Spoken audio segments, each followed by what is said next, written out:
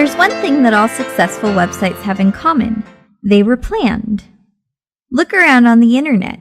Take note of some of the most beautiful websites, the most user-friendly websites, and the biggest websites. Those websites were not designed by someone who sat down to a program like Muse CC and simply started throwing things on pages. Not at all. Hours, days, and sometimes weeks of planning went into that website before they ever started to design the first page. The design team looked at websites similar to the one they wanted to create. They took notes. They came up with a theme for the website, and then jotted down the content that they needed to be covered under that theme. They did the majority of the work before they ever started to design the site. In fact, designing the site almost seems like a downhill slope because so much planning goes into creating a successful website. This lesson is devoted to planning your website. If you're following along in Muse CC as you take this course and plan on completing assignments as well as exercises, it's advised that you put extra time into this lesson. It will make it easier to complete assignments, plus it will result in a more attractive, professional website. Before we really start to delve into this course, it's important that we talk a little about web design. If you're already designing your own websites, chances are you may know some of this. However, everything we're about to say will factor into this course or into your website at some point in time, so it's important that we cover it. Web design is about more than putting images and text on web pages, linking those pages together, and then publishing them to the internet. If that were all that went into web design, it wouldn't take long at all to put together a website. The truth is that web design includes graphic design, content writing, search engine optimization or SEO, as well as marketing. These are all aspects that you need to incorporate into your website if it's going to be successful. Let's put it this way. Your website is more than just a brochure. It's more than just your home base on the internet. Your website is the visual representation of you, your business, your products, or your services. Your website is your store, even if it's not a commercial website. People must be able to find your store. When they do, your store must look good. It must be arranged properly so that people can find what they need.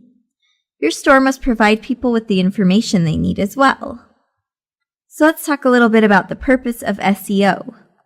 Search engine optimization, or SEO, is too big of a topic to cover in a course about web design. However, you should know the basics of SEO before you ever start to design a website.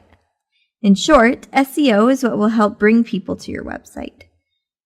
And sure, when you get your website designed, you're going to tell family, friends, colleagues, and associates about it. You may even run ads online to tell strangers about your website and bring them to you. However, you only know a limited number of people, and advertising gets expensive. So that said, you're also going to want the search engines, such as Google, to bring people to you. Yes, you're going to want your website to show up in search results. That's free traffic, and it ensures you always have people coming to your website. SEO is the process of optimizing your site for the search engines. In other words, you want to make your website so attractive to search engines that the search engines want to recommend your website to thousands of others. As we said at the beginning of this section, SEO is a huge topic, much too huge of a topic to cover in this course. However, we put together some tips to help you optimize your site for the search engines as you start to plan and then design your site. Whenever we give you an SEO tip, you'll see a yellow box with SEO tip written in black. When you see that box, you'll know that whatever you're learning is also important to SEO as you design your site, so you might want to pay a little special attention. Now, planning your website starts off with brainstorming ideas for your website. Brainstorming will take on 4 major parts: theme, content topics, layout, and design. It's important to brainstorm each of these parts separately, and it's also important to do them in order. Don't try to brainstorm design ideas first because your design ideas might not match your theme. Don't try to brainstorm layout ideas before content topics because the layout might not accommodate the topic. That said, you're going to need 2 things to successfully brainstorm ideas: pen and paper, or if you prefer, a blank word processing document, and an internet connection. With your web browser and your pen, you're going to produce all the ideas you'll need to start planning your website.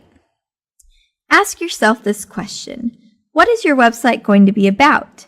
If you own a shoe store, for example, your website theme might be shoes. If you're a basket weaver, your website theme might be baskets. If you make bracelets, bracelets would be your theme. In fact, you may already know your theme. However, it's important to narrow down your theme to as few words as possible, such as bread and butter. Once you have your theme, you'll want to list content topics that relate to your theme. It's very, very important that the content topics you choose for your website relate to your theme. Content topics are simply things that you're going to talk about on your website. You may write articles about these topics, show videos, share pictures, sell products, and so forth. Keep these first content topics very general. Don't worry about producing a lot of topics at this time. Here's an example of content topics for someone creating a site about selling bracelets. At this point, all you'll need is a general list of content topics as shown here. And an SEO tip, these content topics are also keywords. Search engines index your site for keywords. Try to pick just 1 or 2 keywords per page. And the easiest way to do this is by picking a topic for each page. The topic becomes your keyword. If we use the previous example, you would create a page about metal bracelets. All the content on that page would focus on metal bracelets. It goes without saying that you would use the phrase metal bracelets in the text you created. Your keyword would occur naturally and help optimize your site for the search engines. Once you have your general topics, you can break those topics down into subtopics. You might include how to make metal bracelets, supplies needed to make metal bracelets, different types of metal bracelets, or popular metal bracelets. List the subtopics under each topic. You can even create a tree that looks something like this. Notice here at the top of the tree you have your theme. Below the theme are your content topics. And below the content topics are subtopics. You can keep expanding your tree if you want by adding subtopics to your subtopics.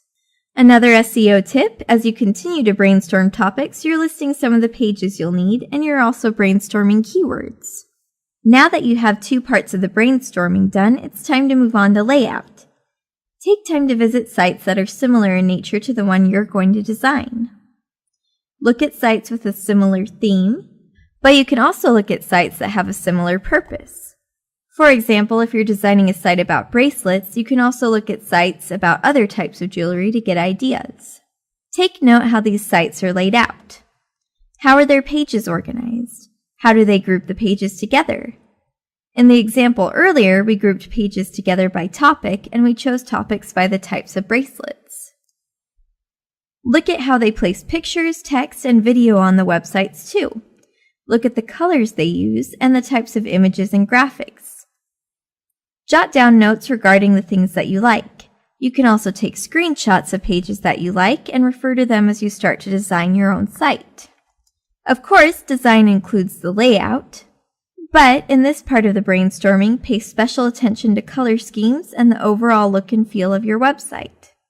Again, look at other websites and write down ideas you like and take snapshots. It's important to get a feel for what you want. Here, you can decide if you want to use a lot of video or a lot of text, or a balance. You can start to decide what elements you want to incorporate into your design. Do you want a latest news section like a lot of websites have these days? List things you like about other websites, even the smallest features. Once you're done brainstorming, it's time to start storyboarding your website. If you've done enough brainstorming, this will be fairly easy. Storyboarding involves drawing out a diagram of your website either by hand or using a graphics program, and then drawing out a diagram of the layout of the pages. You can even add colors if you're using a graphics program, or make notes of colors if you're doing it by hand. Here's an example of a storyboarded website diagram.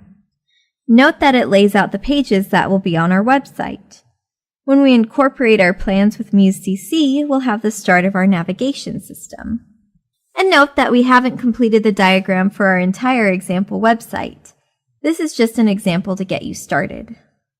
And an SEO tip, note that each box in the diagram represents a page.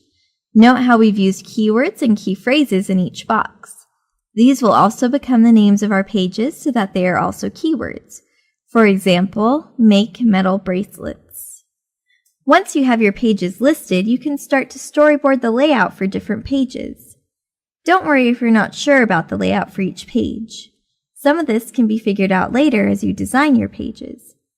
In fact, you're sure to make changes as you start to design your site. Planning will just save a lot of time and result in a more organized website. So here's an example of a storyboarded web page.